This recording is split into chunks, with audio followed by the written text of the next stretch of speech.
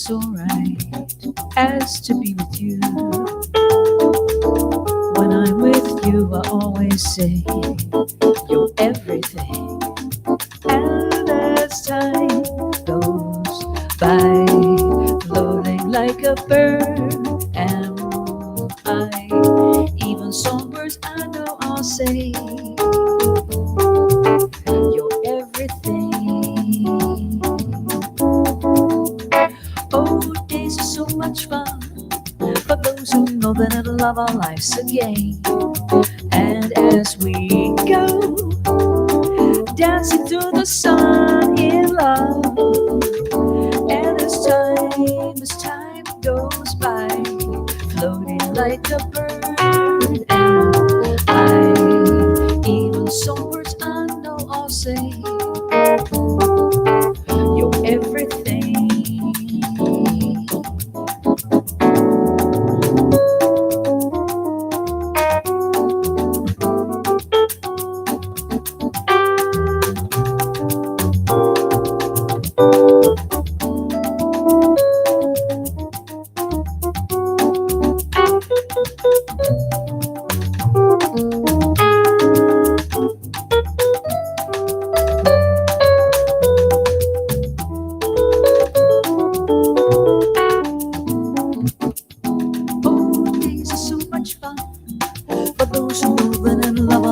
Again. And as we go, dancing through the sun in love, and as time goes by, floating like a bird, and I, even songbirds I know I'll say you're everything.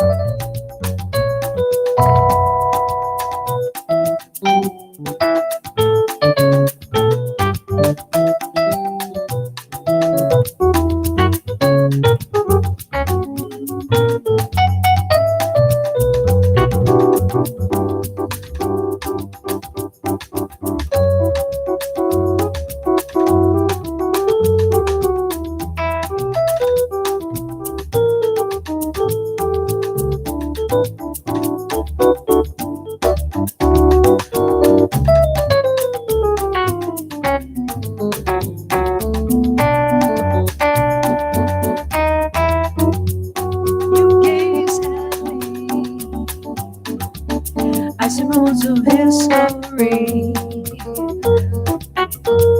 Your eyes meet mine, and they dance to the melody, and we live again as a dreaming. The sound of a heartbeat like castanets, and the river that bring you near me. I can remember the scent of the leaves of brown off the ground. In Spain, I did love and adore you.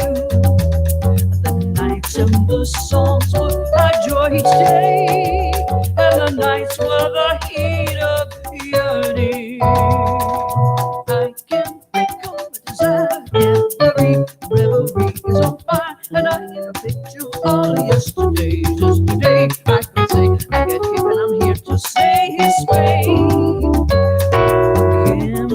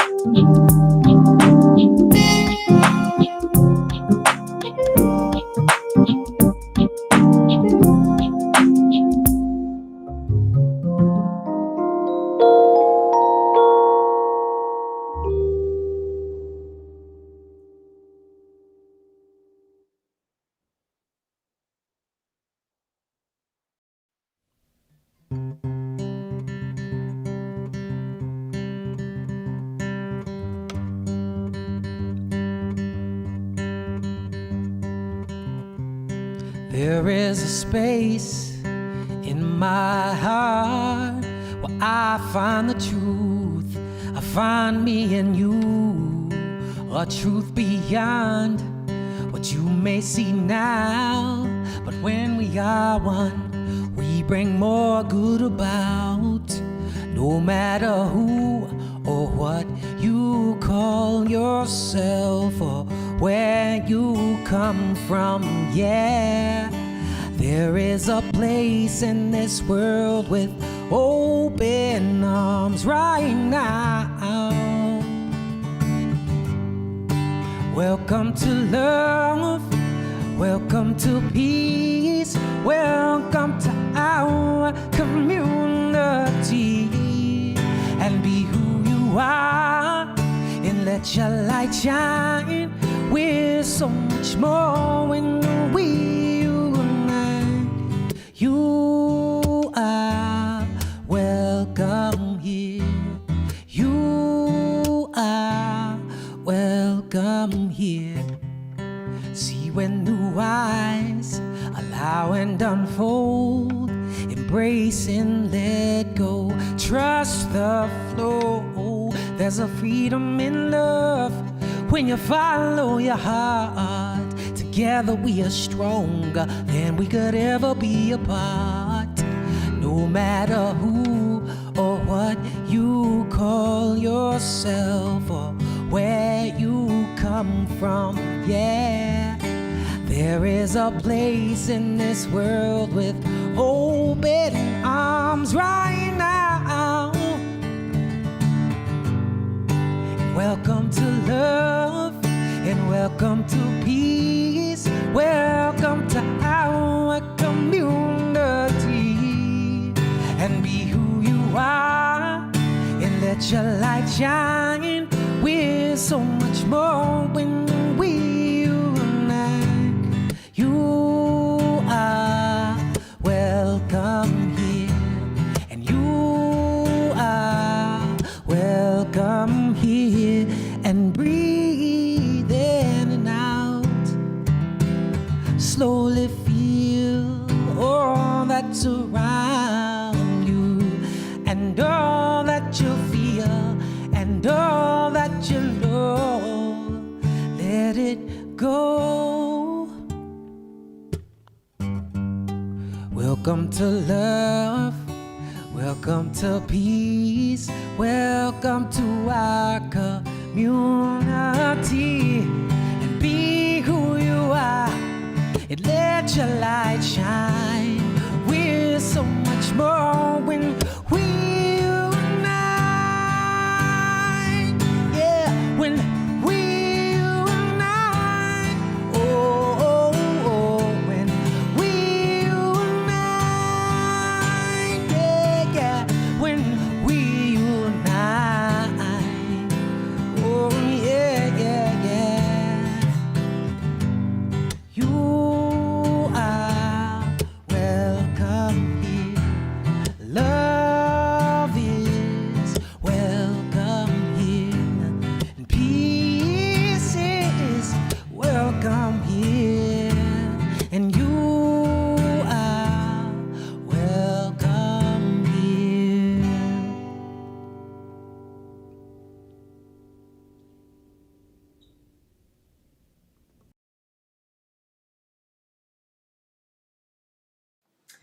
My name is Baji, and I'm one of the licensed practitioners here at the Spiritual Living Center of Atlanta. It's time now for us to do our call and response. And even though you may be in your home or some other place, as I read the statements, I want you to say them aloud with feeling and take this in as your own. How I choose to think creates my personal experience. Therefore, I choose to think affirmatively. I choose to speak affirmatively. I choose to live affirmatively. Not only is this my right, it is my responsibility as a conscious being.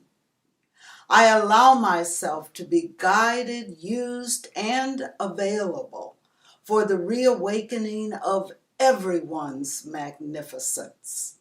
The moment is now, and I say yes, yes, and so it is. The moment is now, and I say yes. Thank you, practitioner Baji Daniels. We're so grateful for your service, and good morning, everyone. Welcome to Spiritual Living Center of Atlanta, our online broadcast on Facebook and on YouTube. So, however you are watching, we welcome you. We're glad that you're here, and some love I see going out on the chats to John Stringer for our opening song.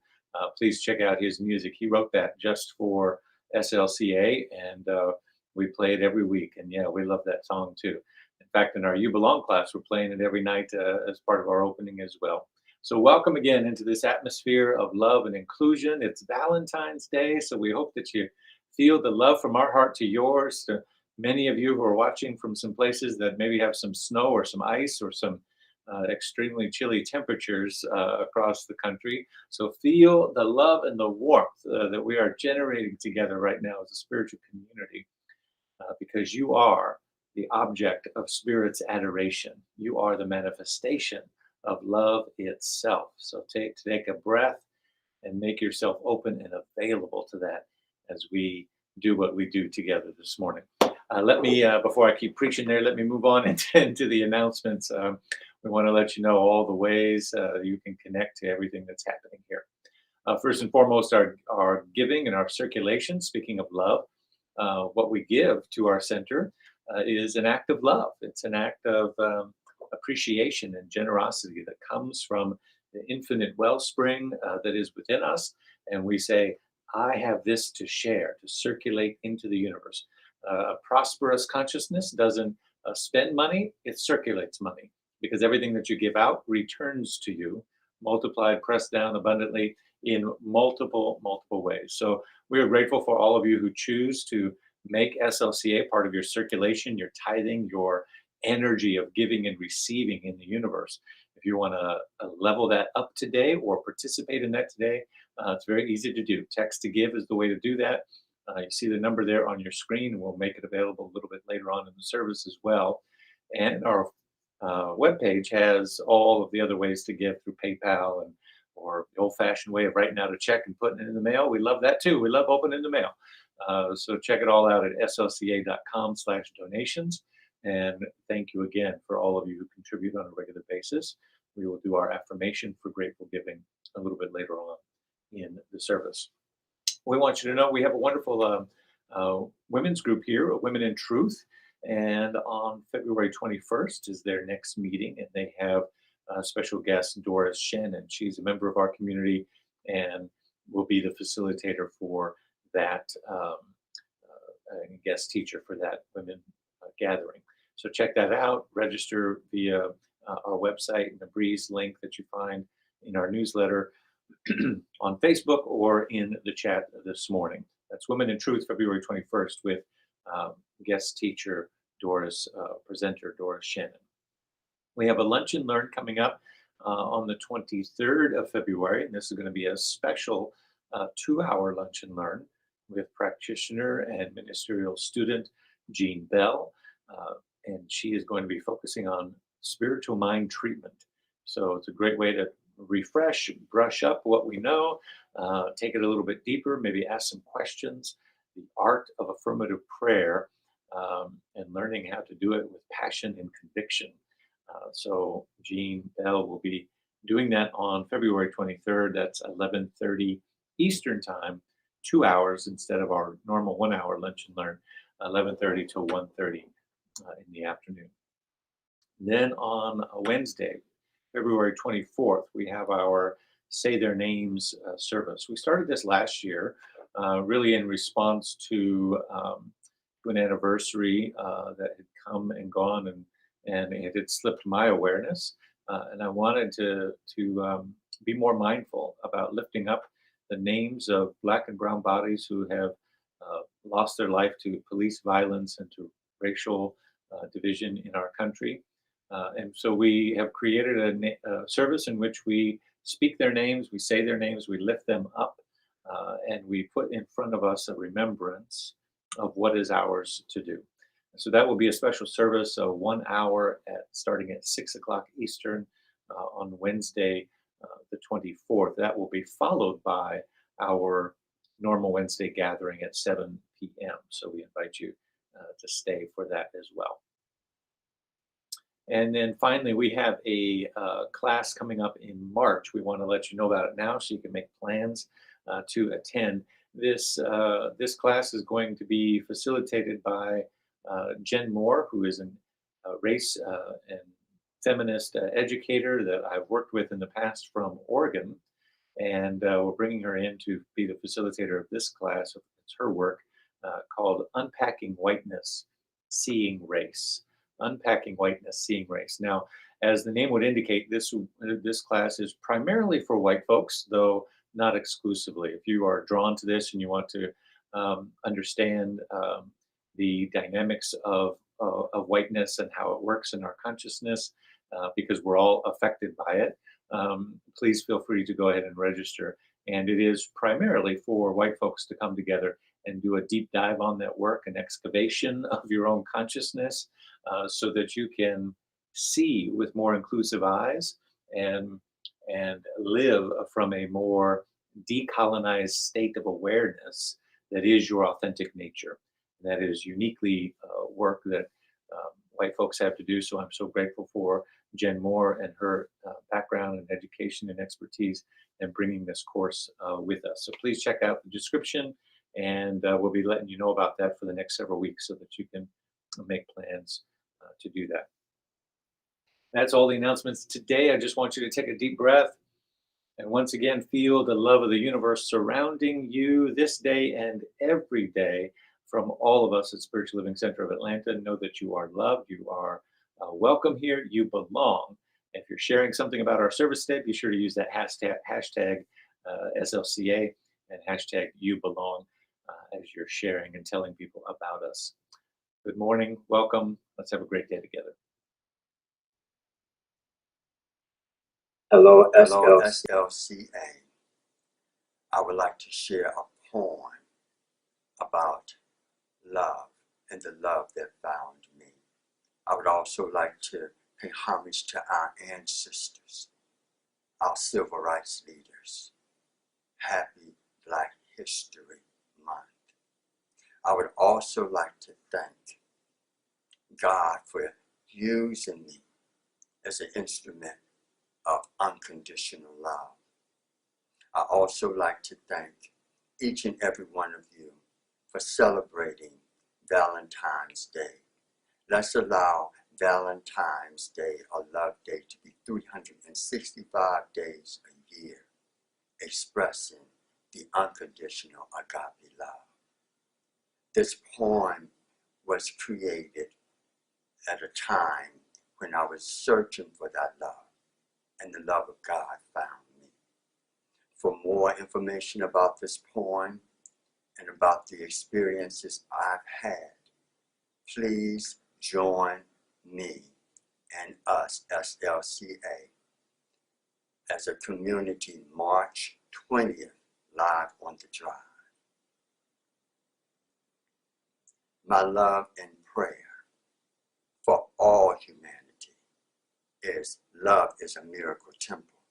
In the living sanctuary of my being lives God. In the secret place of the Most High resides and indwells my love. I give thanks and honor for love. My love is forever flowing into the horizon. My love is like a shimmering rainbow, regal and attractive. My love is blessings bestowed upon me. My love is showers of God's holy gifts. My love is art, science, history, culture. My love is eternal and knows no bounds. My love is holy praises and gifts from the divine androgynous. My love is joyous blessings to all. My love is sanctified. My love is like astrology, stars, planet, moon, sun, day and night. My love shines like a bright light. My love light expresses the elements, earth, wind, rain, and fire. Power so profound, my love. I rejoice in the spirit of liberation, giving, loving, and knowing the Holy Spirit I reside in.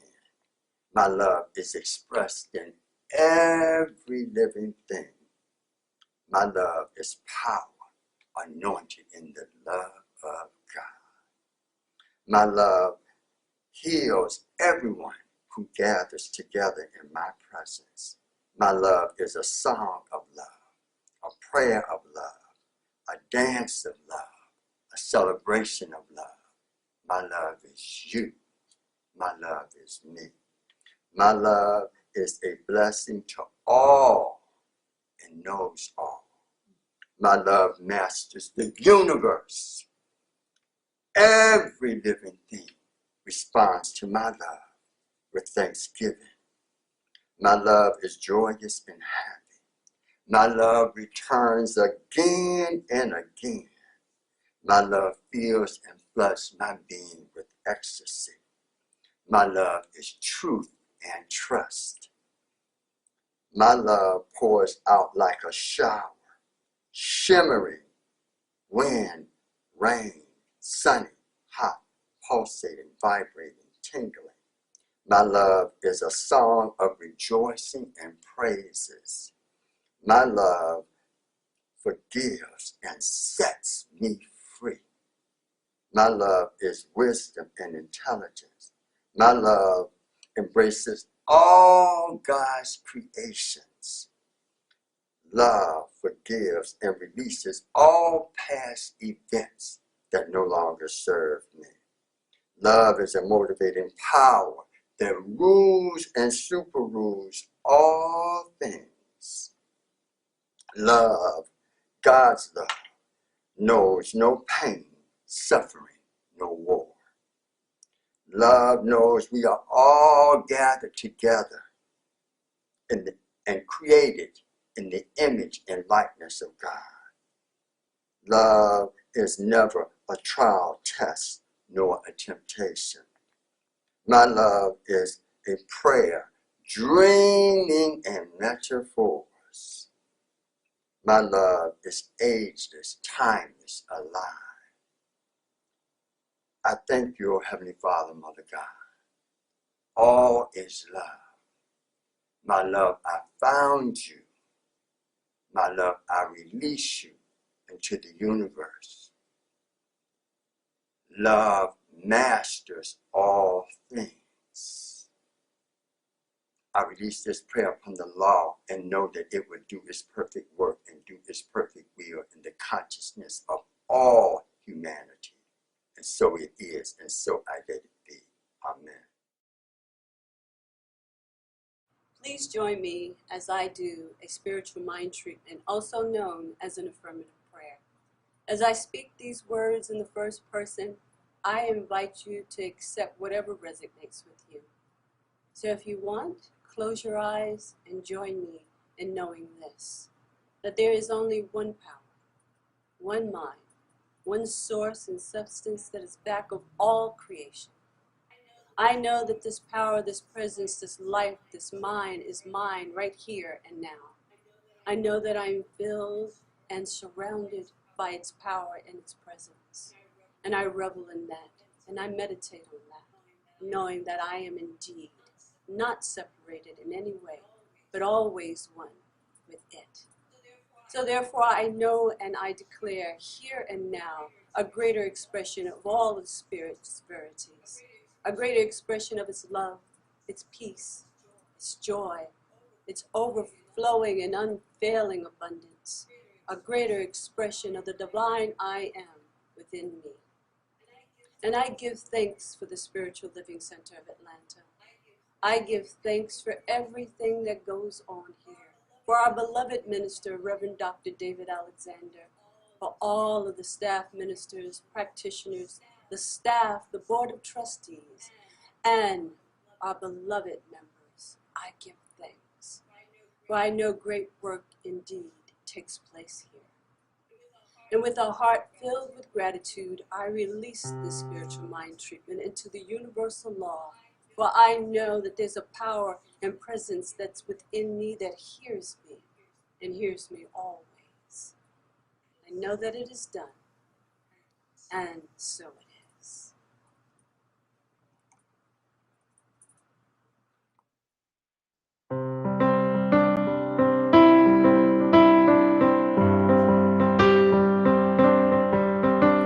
The question is why? Why are we here? To say our hellos and goodbyes and then disappear. Oh, this beautiful life, what is it for? To learn how to master peace or master war. There's only one answer that matters,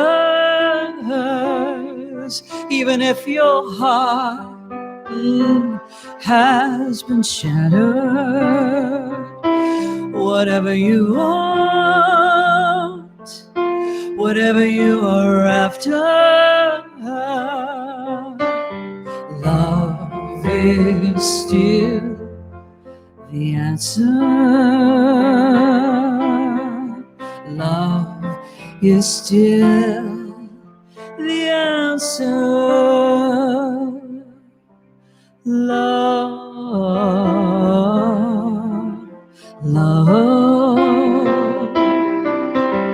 love, love.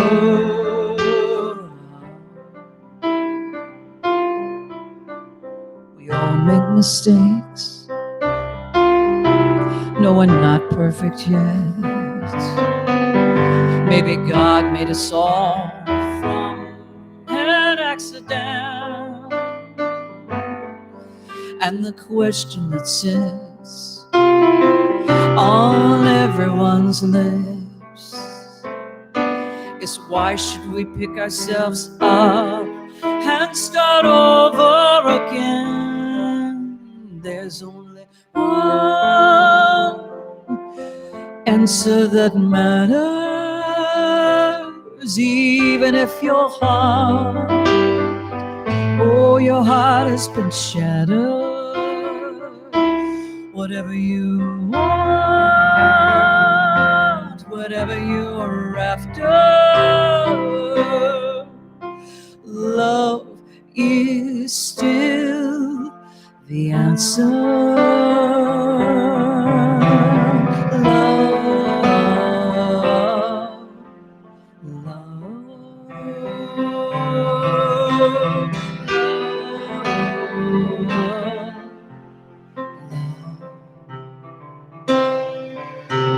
Love, love,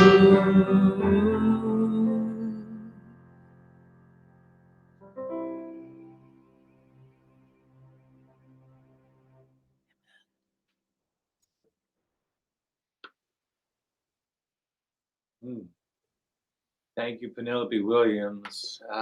Music director. Beautiful, beautiful. And before that, that magnificent affirmative prayer by Jean Bell, practitioner Jean Bell. You could feel the anchoring of the truth in that prayer. She's going to be the one doing that lunch and learn on affirmative prayer. So you can see right there the power that she will bring to that teaching. And then that beautiful poem and spoken word piece by Naeem Jenkins. Thank you, Naeem. That was deep and mystical. I hope you all, wherever you are feeling the vibration of this community as we are expressing and broadcasting it out to you this morning. Our topic today is the infinite invisible. Infinite invisible. It's part of our theme for the month, which is one journey, many paths. And you know, when I first hear or say that title, what comes up for me is the desire to giggle a little bit, because man, I don't know about you, but I have encountered on my spiritual walk the experience of the many different paths that people are on. Can I get an amen, somebody? Right? You ever just kind of look at somebody and go, okay, right, they're clearly on a different path, right? But it's important to remind ourselves that there is only one journey, right? There is only the invitation for the upliftment of our own consciousness into a greater awareness of the divine truth of who and what we are. And everybody does that a little bit differently, sometimes a lot differently. Amen? Amen. So we are going to explore that a little bit and talk about what is the invitation that is within our teaching, within the New Thought tradition, Science of Mind, as articulated by our founder, Dr. Ernest Holmes. What is that invitation to do that inner work and take that inner journey and examine how we are being with that invitation? And I want us to actually go a little bit deeper than just coming to the door of the invitation today. So we'll kind of begin to unpack all of that. Some ideas or concepts as we begin from our global vision of Centers for Spiritual Living. Part of that global vision says this. It says, we see a world in which each and every person lives in alignment with his or her highest spiritual principle, emphasizing unity with God, connection with each other, a world in which individually and collectively we are called to a higher state of consciousness and action. Consciousness and action. It's right there in our global vision. And then one of the core concepts, what was, for a long time used as declaration of principles in our teachings and still is, it says we believe in the direct revelation of truth through our intuitive and spiritual nature, and that anyone may become a revealer of truth who lives in close contact with that indwelling God. Anyone may become a revealer of this truth who lives in close contact with the indwelling God. And that what we are doing is then articulating the revelation of that divine truth through our intuitive and spiritual nature. And so there's an invitation there in all of that that kind of stands at the heart of who we are, right? I think of it as the door sign, right? That's on all of our centers, virtually and physically, that says, come in and learn about this thing within you that is your higher self, this consciousness, and learn these tools as means and ways to access it. Your intuitive self, your authentic self, your spiritual nature, your soul, all of the ways in which we can articulate your higher state of consciousness. Right. So there are a constant invitation, rather, to explore the mystical realm. Ernest Holmes tells us that the mystical is not mysterious; it's just unfamiliar. Right? Mystical is not mysterious; it's just unfamiliar. We haven't entrained ourselves. We haven't engaged ourselves in the practice of tapping into the mystical realm. And so our teaching stands as a constant doorway open to that. And so we attract the seeker, right? We attract the person who wants to explore and to know more about their intuitive self and their spiritual self and their higher self, all of these things, right? Um, it's not about dogma or say, we don't have a catechism. It's, it's not about learning rules and regurgitating them. It's about taking that inner journey. Yes. But I wonder as I sit with all of that, I wonder if we, as a people, as a movement, as a teaching, if we pause long enough to or maybe circle back as we develop this practice to better understand what exactly it is that we're accessing. I mean, there's one thing to call it our intuition. It's something else to know really what that is in substance. And that's kind of what I want to unpackage for us today. We call it our inner knowing, our intuition, our divine guidance, which is great. But it's kind of hard to argue with that, right? Not that I'm looking for an argument, but I want to deeper understand what it is that we are tapping into. Have you noticed that when somebody says they're tapping into their intuition, their divine guidance, their inner knowing, etc., that it's again, what do you do with that? If you're right, somebody else who's on a different stage of the path, and maybe you have questions about where they are in the path or what it is that they're doing, and it's kind of a pass that we give to each other that everybody can just say, well, I'm going in this direction because my guidance said so. Right? I'm doing this because my inner intuition, my higher self, my whatever, right? It's kind of, I don't know about you, but it's kind of hard to know what to do with that sometimes, right? Now maybe you say, well, we don't do anything with that because there's one journey, many paths. Everybody's on their own path, and I get that. But I want us to really understand what that inner thing is, because we have become very clear in my own development, growth, and understanding. What I've become clear about is about what it's not. Can we talk for a minute? What it's not is simply a way to bypass and access our own personal preferences.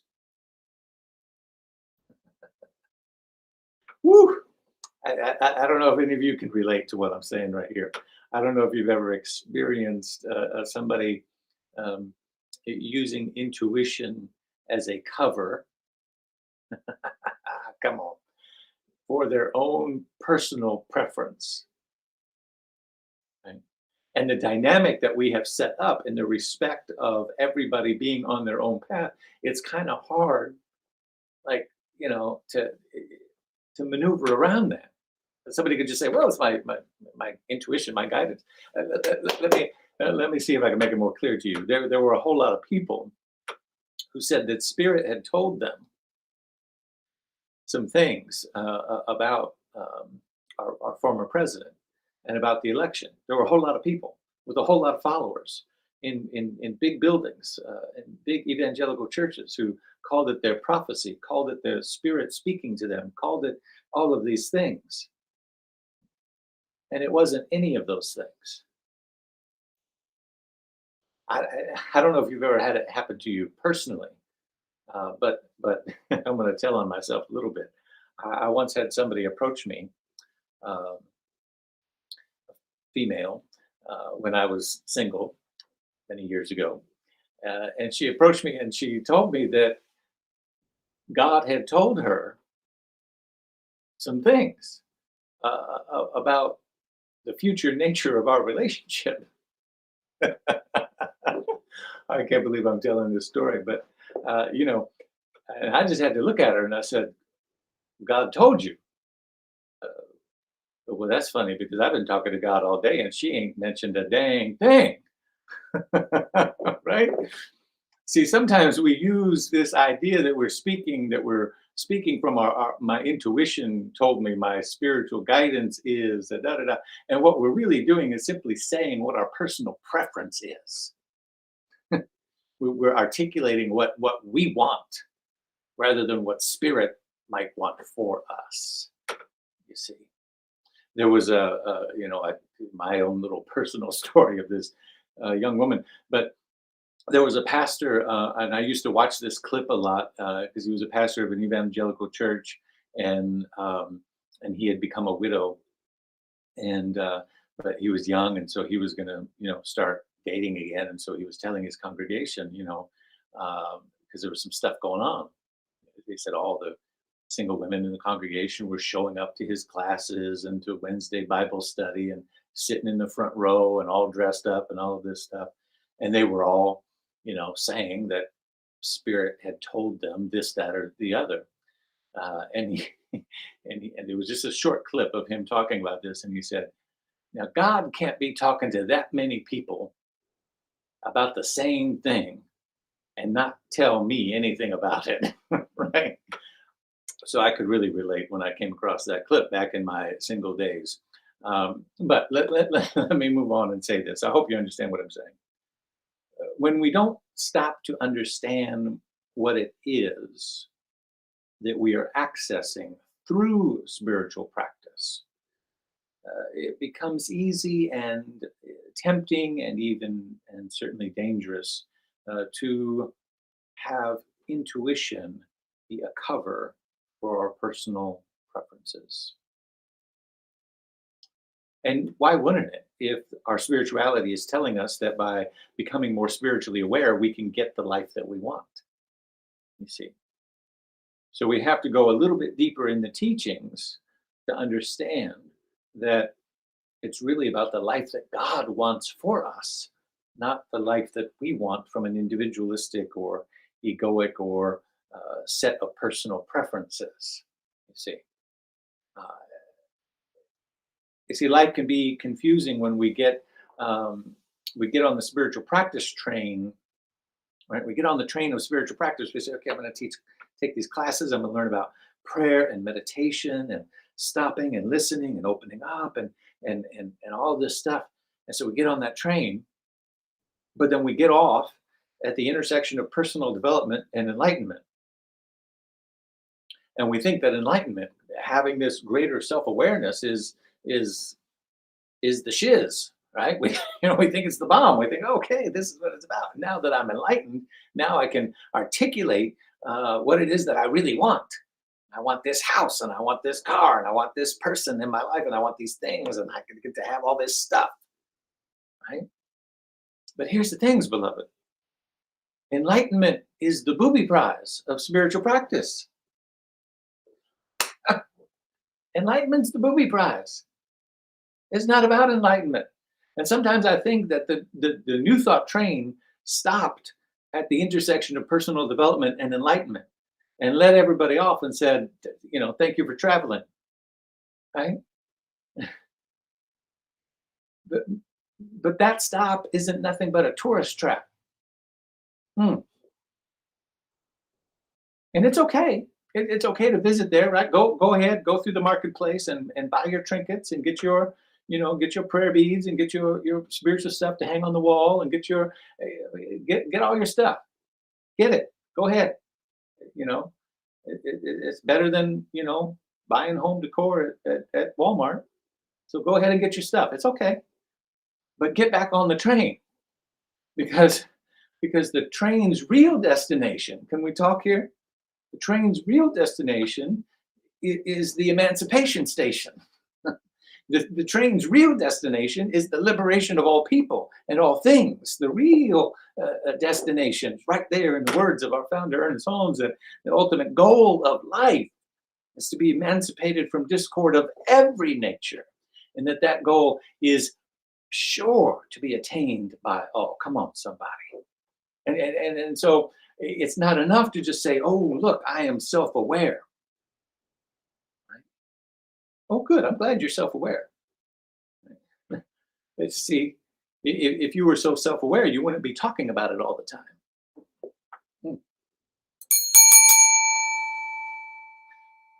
If you were so self-aware, you wouldn't be talking about it all the time.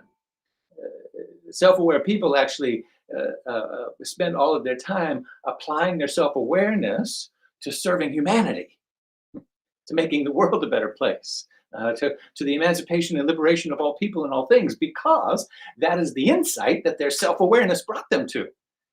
If the insight that your self-awareness is bringing you to is how to get the things you want, that ain't self-awareness. That's the tourist trap stop along the way. So get your trinkets and get back on the train. See, where I want to take this train through SLCA is to that emancipation station for all the people. Now you might say, well, how am I supposed to know that when it's all this stuff about affirming and declaring our good and all of these things? But it's all right there in the text if we read it properly. The title today, Infinite Invisible, comes from a beautiful little book. It's on the bookshelf here behind me, called The Art of Meditation by Joel Goldsmith. Joel Goldsmith was a mystic. He came through the Christian Science tradition and went on to develop his own teaching. Never had a church movement of any kind, but had students, and they followed what was called the infinite way, living the infinite way. And it was all about prayer and meditation, the art of this higher consciousness. And in the art of meditation, he says this: in going within, we do not turn to our own spirituality. We do not turn to our own goodness, our own strength, or our own knowledge, but we go within to unleash the infinite invisible. In going within, we do not turn to our own spirituality, our own goodness, our own strength, or even our own knowledge, but we go within to unleash the infinite invisible. You see, we go within to tap a universal consciousness. We go within to not to inoculate ourselves from the world of troubles, not to go into a little room of peace and tranquility, not to go into a little private space where we can get clear about what it is that we want.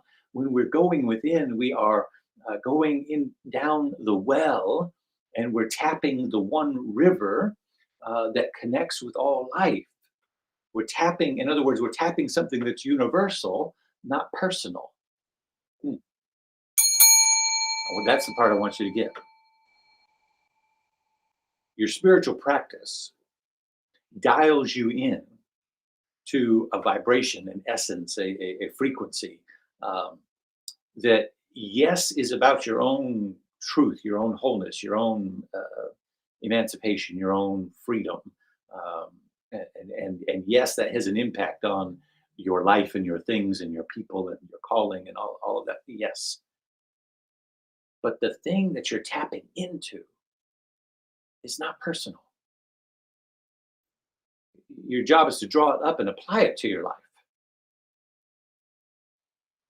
But the thing you're tapping into is universal. It's the river that runs through all.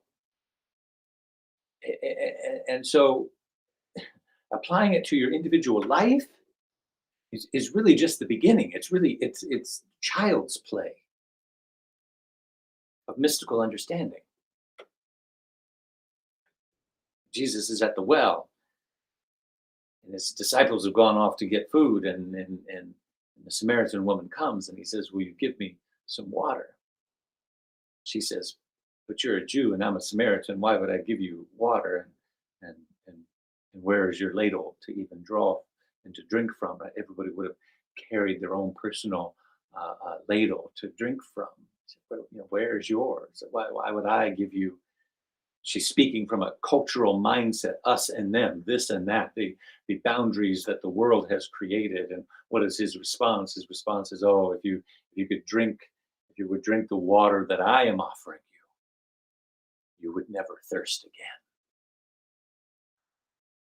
which has nothing to do with being a follower of Jesus, everything to do with knowing that the well of spiritual practice dives you deep into and taps you into a universal spring of life. Right? The Buddha sits in meditation, and he doesn't come out of the meditation going, I've got it figured out. I know how to make my life perfect. Right? No, the Buddha comes out of that deep meditation and he says, this is how you liberate everyone.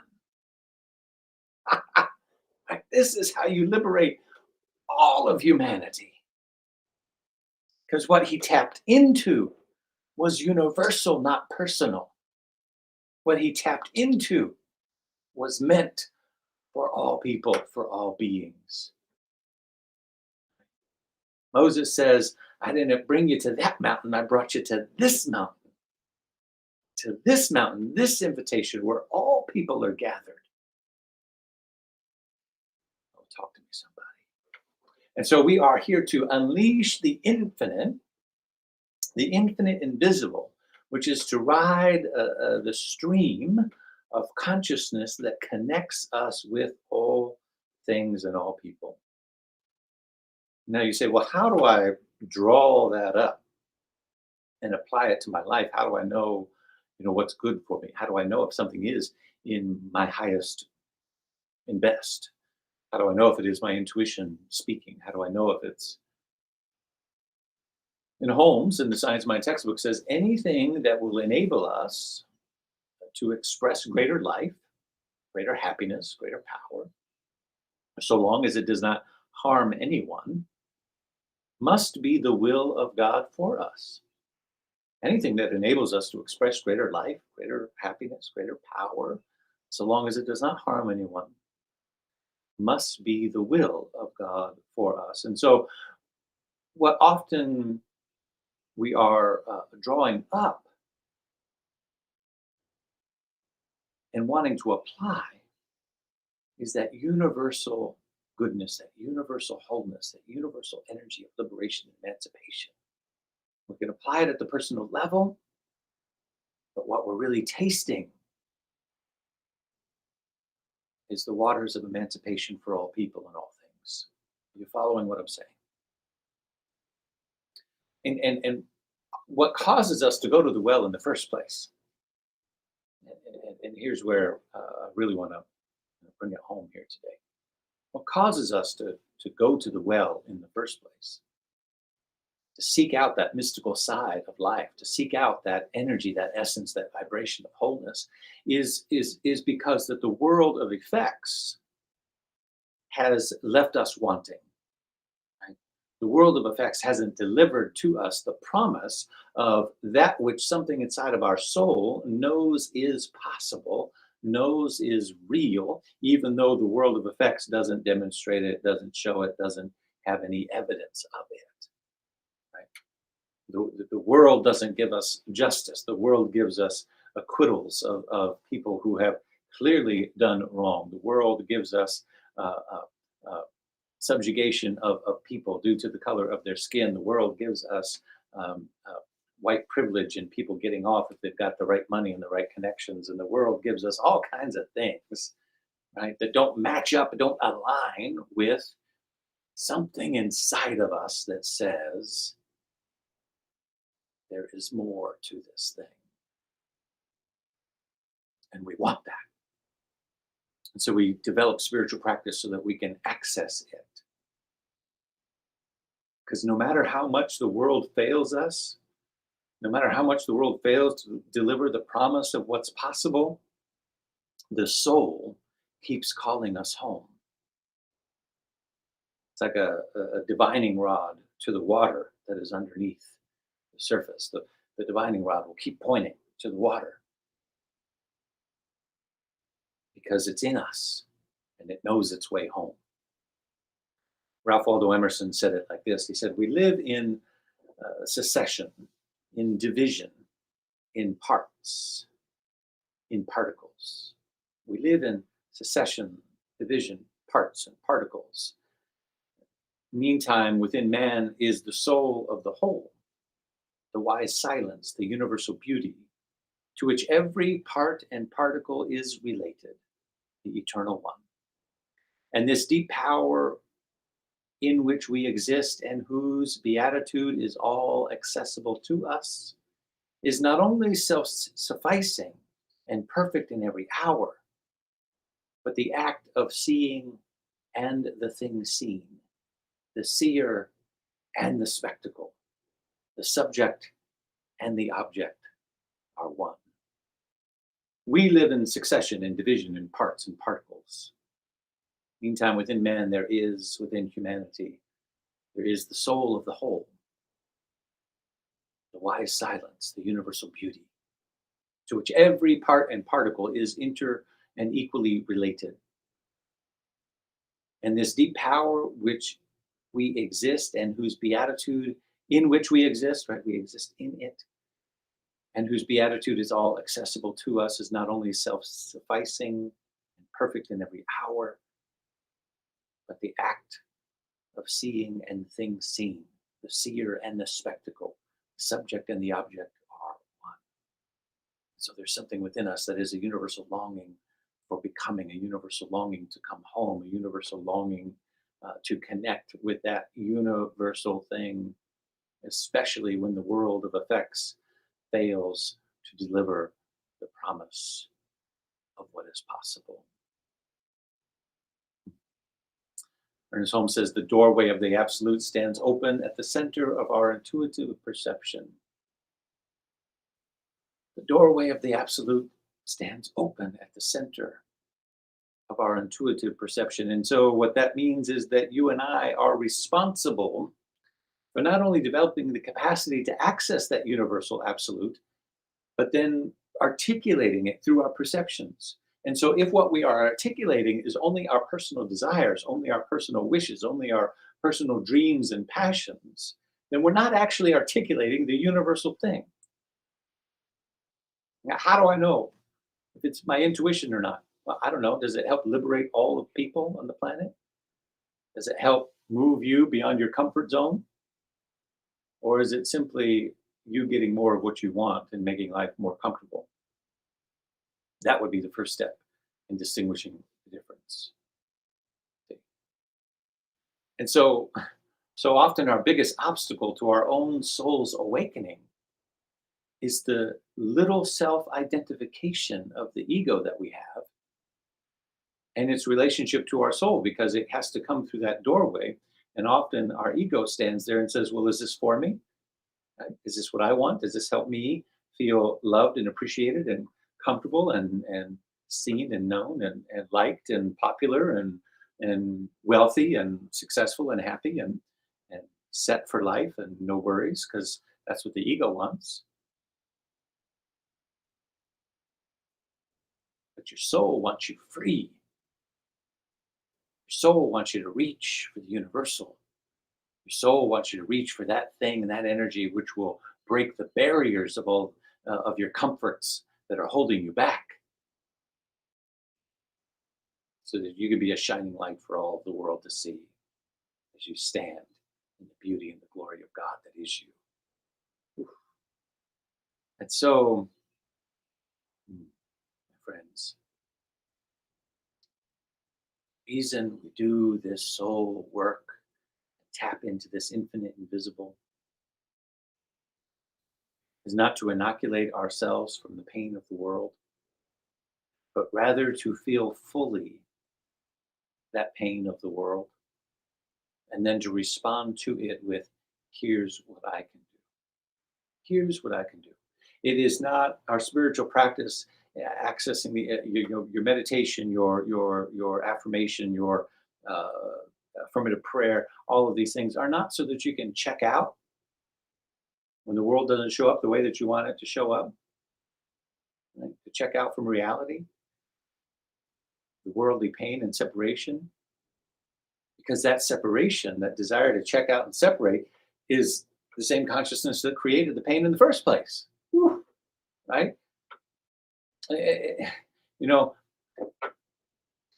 Martin didn't call Mahalia in the middle of the night so that he could check out. Let me say it again. Some of you know what I'm talking about. Martin didn't call Mahalia in the middle of the night to wake her up out of bed and say, help me check out. No, he called her to say, sing, so that I can tap the mystical, so I can tap the universal, so I can tap the infinite invisible that connects me to all of life, because the world of effects is getting to my perception. The world of us and them is getting to my perception. The world of judgment and hatred and all of those things is getting to me. I need to tap into the well of the infinite invisible again, not so that I can check out from the world, but so that I'm fueled up, so that I'm restored, so that every cell in my body is regenerated by the divine truth of what I know is the mystical truth of all people and all things. And then I can bring that down into the very cells of my body through your voice, so that I might get up in the morning and do what is mine to do. Oh, we don't do spiritual practice so that we can check out. We do spiritual practice so that we touch the infinite invisible, so that we can bring it to the world that needs it so desperately. Oh my goodness, do you understand what I'm saying? Separation consciousness, this idea that I am separate from you, is what got us here in the first place. So we don't seek to separate ourselves out. We seek to dive ourselves in and bring the mystical consciousness with us, to bring a new reality, to bring these things. The hallmark of living from the seat of the soul is the lens of oneness. And thus, seeking justice becomes easy because your pain is my pain. Seeking a world that works for everyone becomes easy because what I've tapped into is the universal truth that all beings deserve to be free, all children deserve to be clothed and fed and educated, all people deserve to be free. And so we celebrate this place. We go into meditation and prayer and song and poetry to carry us beyond the troubles of this world, so that we can bring the reality of spirit back, not by a means of escape, but by a means of connection. There is a wholeness that is calling us home, not in the sweet by and by, but rather in the upper room of our consciousness, where we can be refreshed by the living waters and never thirst again. Then we rise from our place in the world of conditions and do what is ours to do with our mind, stayed on spirit.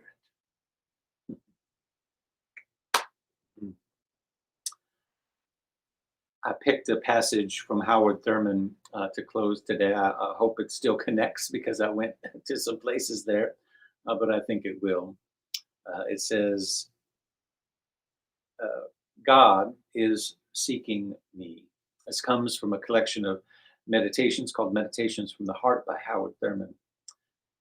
And it says this, and then we'll close. Again and again, I am conscious that I am seeking God. There is ever present in me a searching and a longing for some ultimate resting place for my spirit, some final haven of refuge from the storms and the upheavals of life. I seek the ever kind of peace that can pervade my total life, finding its quiet way into all the hidden crevices of my being and cover me completely with a vast tranquility. This I seek not because I am a coward, not because I'm afraid of life or of living, but because the urge seems to steady me to the very core.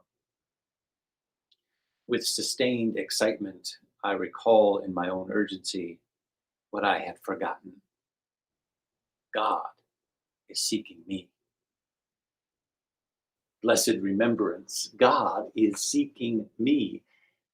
Wonderful assurance, God is seeking me. This is the meaning of my longing. This is the warp of my desiring. This is the point. The searching that keeps the sand hot under my feet is but my response to its seeking. Therefore, this moment I will be still. I will quiet my reaching out, and I will abide. For to know really that God is seeking me, to be aware of that now, is to be found.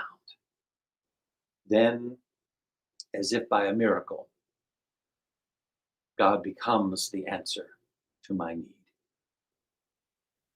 It sufficeth now, forever, that I am found in God.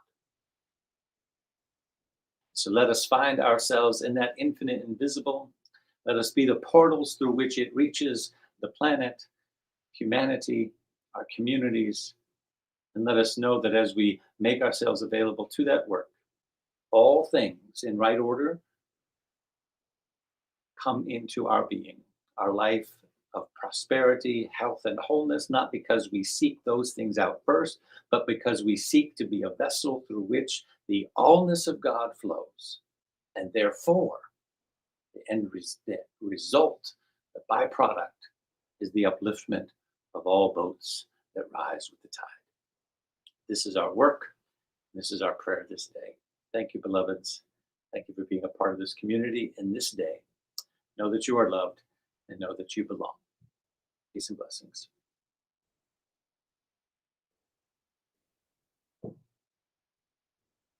Good morning, SLCA family. Good morning, SLCA family. Reverend David, thank you so much for that talk. Please join me with our grateful giving affirmation. We have so many wonderful ways that we can give. I invite you to visit our website at slca.com, or you can text to Tide, and you'll see eventually the numbers and the website on how to do that. The reason why I give to the Spiritual Living Center of Atlanta is because of the camaraderie, the learning, the fellowship, everything that I get here. I am truly spiritually fed.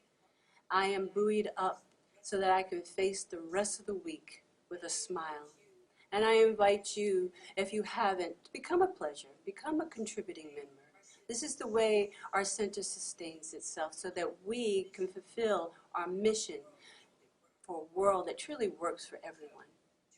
So, join me now in saying our affirmation for grateful giving. I live in a universe of abundance. As I freely and joyfully give, I join in the divine flow, and all that I share with life returns to me, multiplied abundantly. And so it is. Peace and blessings, family.